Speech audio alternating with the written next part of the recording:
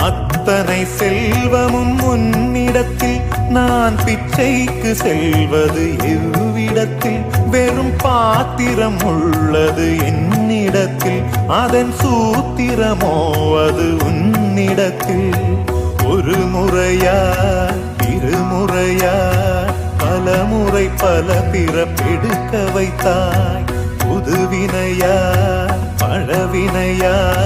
கணம் கணம் தினம் என்னை துடிக்க வைத்தாய் பொருளுக்கு அலைந்திடும் பொருளற்ற வாழ்க்கையும் துரத்துதே உன் அருள் அருள் அருள் என்று அலைகின்ற மனம் இன்று பிதற்றுதே